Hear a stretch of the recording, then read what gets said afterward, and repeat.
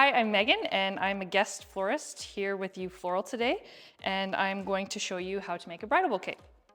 So I have all of my florals out here, and some of them I've processed already. So with the processing process, I make sure I strip all of the leaves off of my stems, and then I just kind of look at the stem and trim off any ones that I don't really think look very appealing to the eye.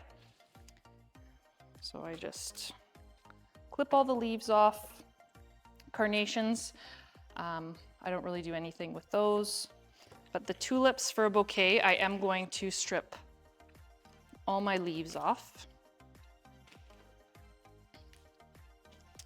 And there's a trick with tulips to help them not sag or droop, and that's to put a little pinhole at the top of the stem. So you can always do that. Tulips can be a little bit frustrating in bouquets and arrangements because they will actually continue growing once they've been harvested. So that can be frustrating because the spot that you place them, you'll come back to your bouquet the next day and they're all of a sudden have grown and are in a different spot. So it can be a little frustrating. And then we have a garden rose. So this is like fully loaded with roses. So I'm gonna trim some of them off, and make sure that you're saving these little pieces because these work great in boutonnieres and corsages. So I'm just gonna look at it and keep trimming some off. I think I like that, so I'm gonna leave that and then put my little pieces to the side for my boutonniere later. And then we have some standard roses. There is a special way to process roses, and we have a video on that, which we'll link in this video, so you can make sure you're processing them properly. So I'm just gonna trim a bit of those off. And we have some Gerber daisies. You don't really need to do anything with those. And then I have some Hellebore. I'm going to trim pretty much all the leaves off, especially for a bridal bouquet. You really want to show your blooms, so you don't want any foliage hiding those blooms. And then I look to, this one's a little bit of a funny shape, but I kind of like it. It's a little bit whimsical, which I like in a bouquet. Hellebores can be a bit finicky also. If you don't pick them at the right time, they will wilt, which you do not want because it is really inconvenient when you're taking your bridal bouquet out the day of and you're having to replace flowers. It's not impossible, but it's frustrating and not ideal. Trim that one off. Then we have a couple different varieties of mums. There's some that are broken, so I'm just gonna trim those off. That's broken. And then the leaves I'll take off as well. These ones are good. Those other stems were broken, so I'm not going to save those for boots, but these ones will work great for boutonnieres, so I'll put those to the side. Then we have some Larkspur. So with the Larkspur, depending on how much you want to stick out of your bouquet, I usually take just a few of the blooms off at the bottom. A lot of times the bottom ones can be not looking very nice, so I always strip those. And that's pretty much all you need to do with the Larkspur. And then I always like to have about 3 or 4 different types of greenery or foliage. So we have the Waxflower here, which is nice because it has the white flowers on it. And then some eucalyptus, Pittosporum, and then some hawthorn that I foraged. Okay, so those are all the flowers that we're going to be using today. And there's different ways you can build your bridal bouquet, but I'm going to show you today how to do a hand-tied bouquet, which is probably the simplest. And it allows you to create a very flowy, airy bouquet. I am not a huge fan of the tight, round bouquets, but I know some people like that. So I'm going to start by taking 3 flowers, and I'm just gonna kind of make a little bundle that looks attractive to my eye. And I'm just going to gather them like this. So the next process that you're going to use is you're going to take each flower and you're going to lay it at an angle on the top of your bouquet. And then once you have your stem at an angle on the top, you're simply just going to turn your bouquet and continue layering flowers. Just going to keep turning and twisting.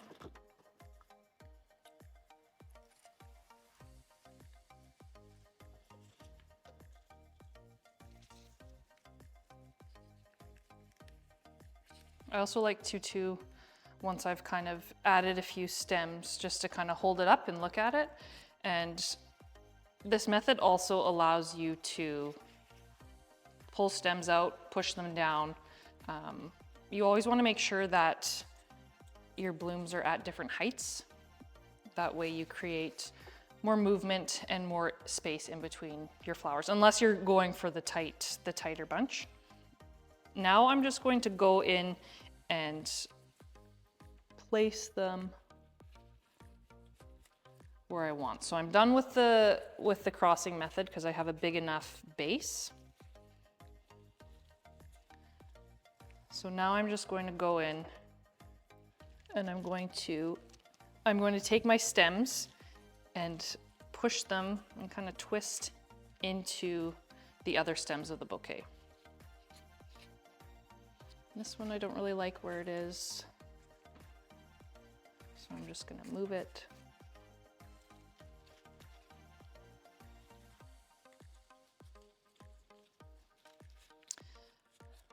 Typically, I would do this in front of a mirror so that you can stand in front of a mirror and then hold your bouquet down here, and then you can see what the front is going to look like and then also what the back is going to look like. So that's kind of another way to make sure you don't have a flat side to your bouquet. So I'm just kind of holding the bouquet back and taking a look at it and pulling out any ones that I think need to be moved.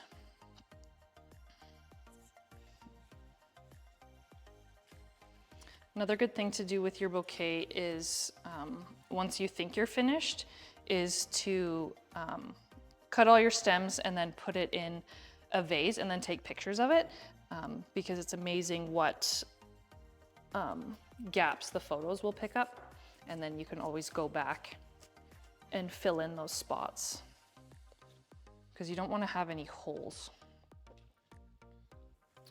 So with this method, I typically add the greenery at the end. So I would kind of build my bouquet to kind of the stage that I'm kind of happy with and think that it looks nice.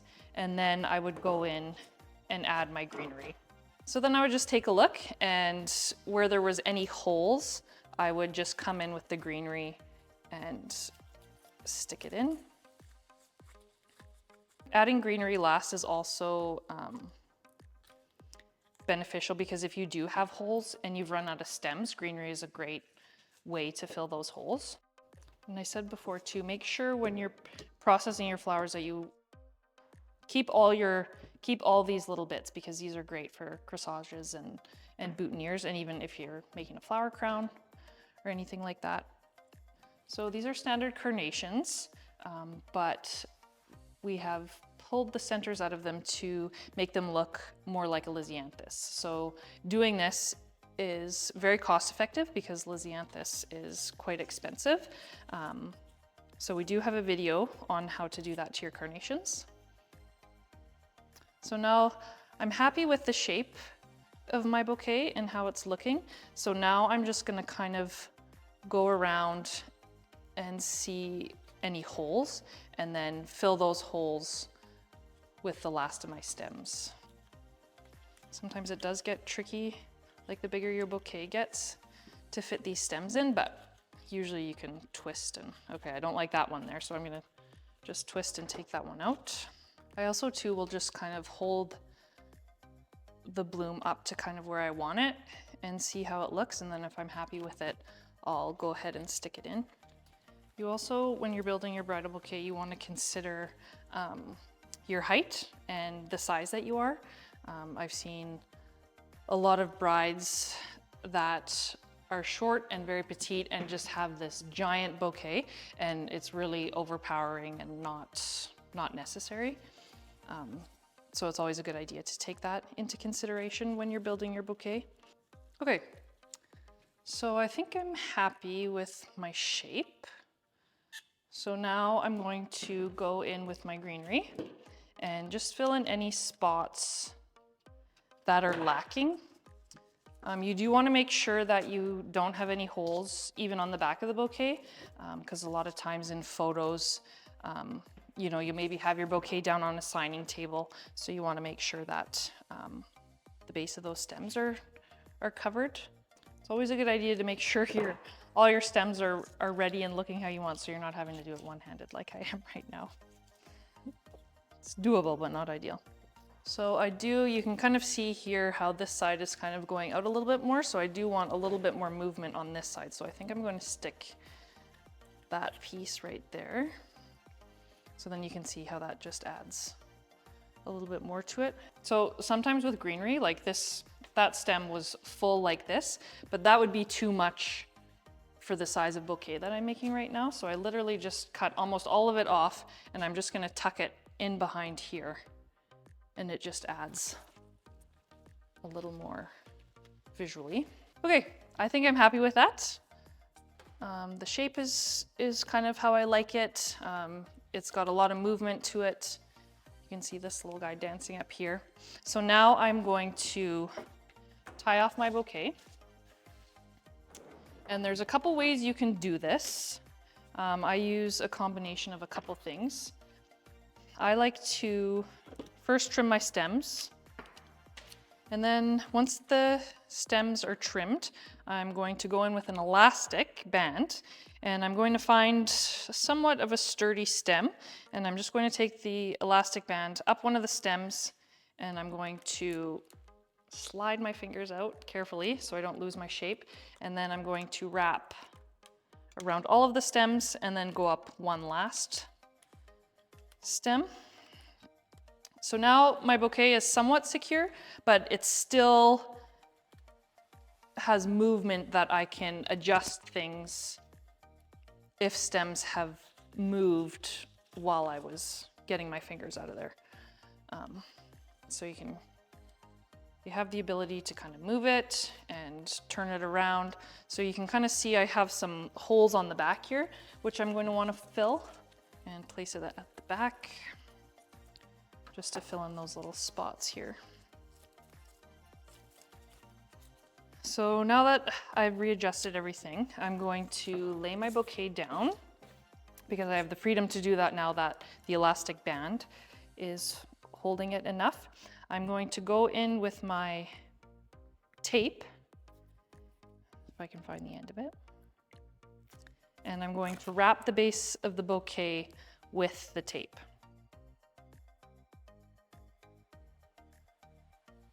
And when you're taping, especially when you're using an elastic band, you want to make sure you cover that elastic band with your tape so it's not visible.